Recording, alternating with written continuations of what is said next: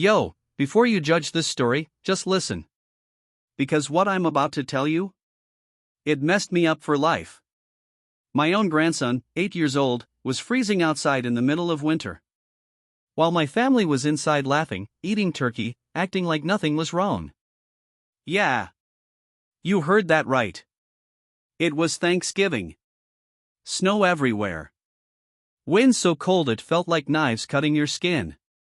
Inside the house? Warm lights. Music playing. Plates stacked with food.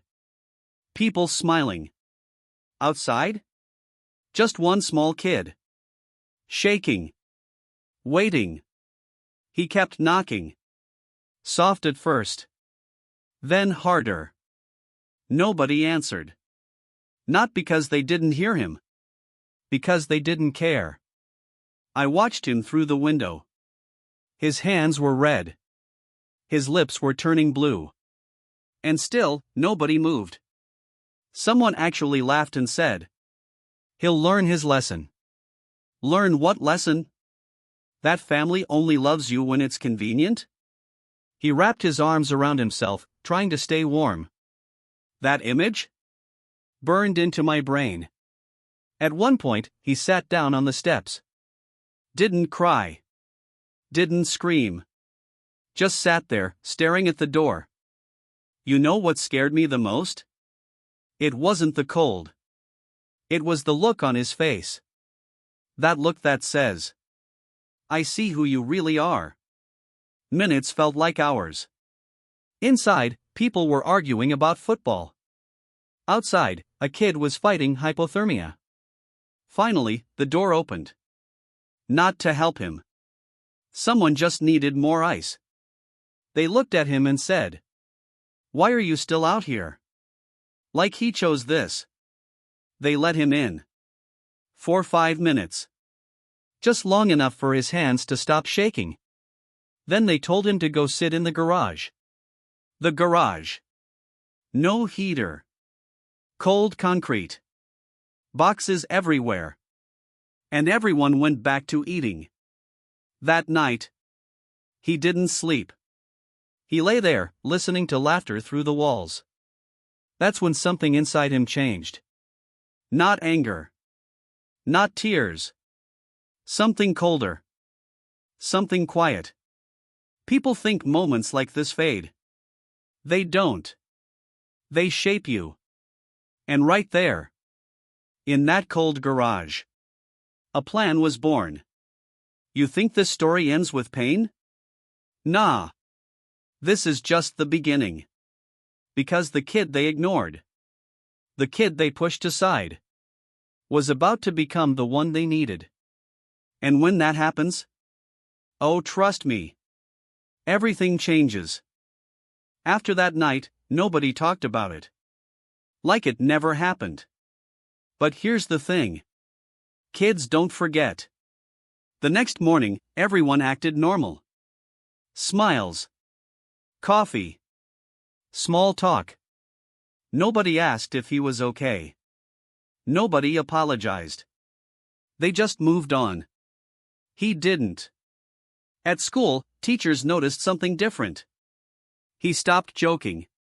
Stopped being loud. He listened. And when kids get quiet like that, they're learning. While other kids were playing video games, he was reading. Watching. Figuring things out. Life inside that house stayed cold. Even when the heater was on. Every laugh reminded him. Every joke cut deeper. You think they felt bad? Nah. They felt comfortable. Bills started stacking. Jobs weren't so stable anymore. But instead of fixing their mess, they looked for someone to blame. Guess who that was? Yeah. The kid. You're ungrateful. You don't understand how hard life is. Funny how they talked about struggle. To a kid they left in the cold. But here's where things shift. One teacher pulled me aside. Said, that boy's got something special. Said he learns fast. Said he doesn't quit. That was the first crack in the wall. Then came the second. A neighbor noticed him shivering one night. Brought him a jacket. Didn't ask questions. Just helped. You never forget people who show up. When your own blood doesn't. Weeks turned into months. The kid grew. Not taller. Stronger. Mentally. He learned something powerful real quick. Nobody's coming to save you. So you save yourself. Every insult? Fuel. Every cold look? Motivation.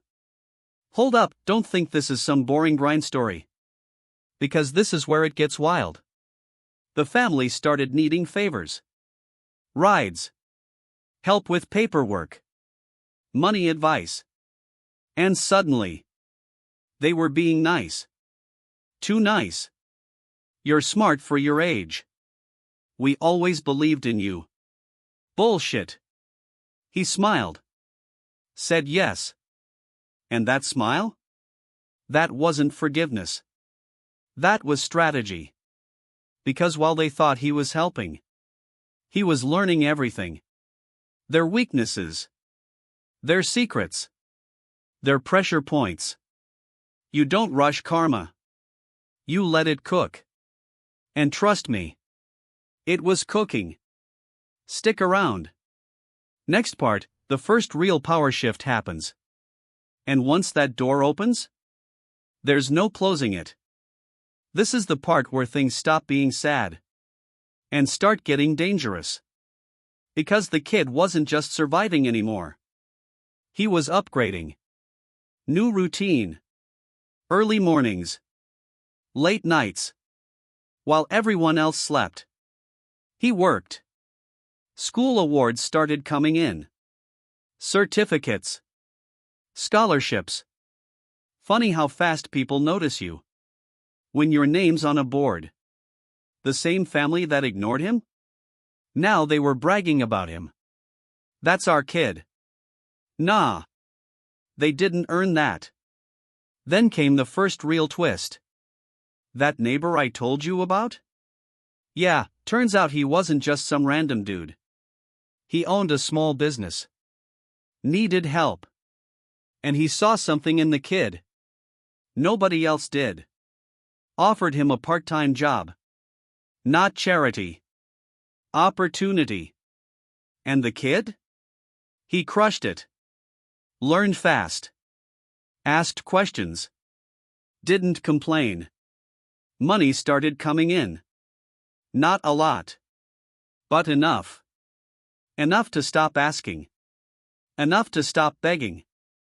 Enough to stop feeling small. You could feel the shift. Family dinners got awkward. Smiles got forced. Because now, he didn't need them. And that scares people. Then life hit them back. One bad decision. One missed payment. And suddenly the house wasn't so stable. Stress everywhere. Voices raised. Doors slammed. And guess who they turned to? Yeah. The kid. They asked for help. Soft voices. Fake concern. And here's the crazy part. He said yes. No attitude. No reminder. Just calm. But listen closely. This wasn't forgiveness. This was positioning. Because every favor came with information. Passwords. Accounts. Documents. They handed him control. Without even realizing it. That's when I knew. The kid from the cold? Was gone. This was someone else now. Someone sharp. Someone patient. Someone dangerous. When pushed. Hold up. If you think this is the payoff? Nah. This was just the warm-up. Because the next gathering, the next holiday, was about to flip everything upside down. And when it does, they're gonna remember that cold night. Every second of it. You ever feel a room change the moment someone walks in? Yeah, this was that moment. Another holiday. Another family gathering. Same house. Different energy. They were laughing again. Talking loud. Acting like nothing ever happened. Then he walked in. Clean jacket. Calm face. Eyes sharp. And suddenly, the room went quiet. Not because they were scared. Not yet. Because they felt something was off. Someone joked, "Look who finally showed up." He smiled. Same smile. The one that never reaches the eyes. He sat down. Didn't rush. You could feel the tension building. Then it started. One of them asked him for help again. Quietly. Money stuff. Paperwork. And right there, in front of everyone, he said, "Sure." But this time, he didn't whisper. He spoke clearly. And everyone listened. He started asking questions. Simple ones at first. About bills. About debts. Then harder ones. About decisions. About lies. You could see it. Faces tightening. Someone tried to laugh it off. Change the subject. He didn't let them. He kept going. Slow. Calm. Like a surgeon. Then he said it. "Do you remember that Thanksgiving?" Silence. Real silence. Forks stopped moving. Eyes dropped. Nobody answered. So he did. He described the cold. The steps. The garage. Not angry. Not loud. Just facts. And facts hit harder than shouting. Someone tried to interrupt. He looked at them. And they stopped. That's when the power fully shifted. Because now, everyone knew. The kid remembered. Everything. And he wasn't done yet. Hold on. If you think this was the confrontation. Nah. This was just the warning. Next part. He pulls the trigger. And that's when lives change. See, people think revenge is loud. Yelling. Breaking stuff. Nah. Real revenge? It's quiet. It starts with timing. Because right after that dinner, life didn't slow down. Bills were due. Deadlines were coming. And suddenly, they needed him more than ever. Calls started coming in. Late nights. Panic in their voices. And every time, he answered. Calm. Polite. "Yeah, I'll handle it." What they didn't know was that he already had accounts, access, signatures, everything they trusted him with. He understood better than they ever did. Then came the meeting. Lawyer. Bank. All of them in one room. They thought it was routine. It wasn't. He asked one question. "Before we continue, can we review responsibility?" The room shifted. Documents came out. Timelines. Decisions. Mistakes. Big ones. And suddenly, the pressure flipped. Eyes turned. Not at him. At them. Sweat. Stuttering. You could feel it. Control slipping. They tried to look at him for help. He didn't. He just sat back. Watched. Like they once watched him. From behind a warm window. That's when it hit them. This wasn't an accident. This was payback. But here's the part nobody expects. He didn't destroy them. He exposed them. To the people they cared about. To the image they protected. And that? That hurts more.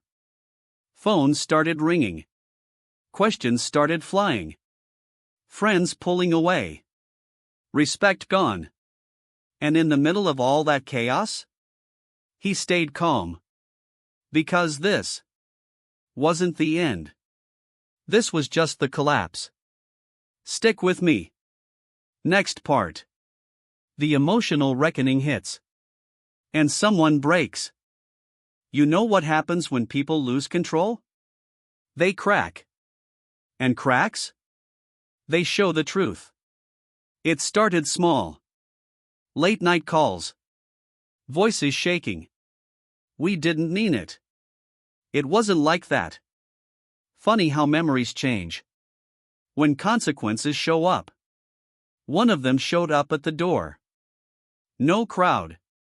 No audience. Just fear. They couldn't even look him in the eye. Hands shaking. Voice low. I'm sorry. That word? It finally showed up. Years late. They tried to explain. Blame stress. Blame money. Blame anything but themselves. He listened. Didn't interrupt. Didn't raise his voice. Just listened. Then he asked one question. Where was that sorry? When I was freezing? Silence. Real silence. No excuses left. That's when the tears came. Not pretty ones. Ugly. Desperate. They begged. Forgiveness. Help.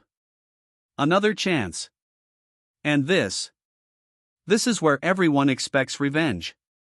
But that's not what happened. He stood up. Said something calm. I don't hate you. Pause. But I don't trust you either. That line? It hit harder than anger. Because hate keeps you close. Distance? That's final. He made his decision. He would help. On his terms. Clear boundaries. No control. No guilt. Take it or leave it. They agreed.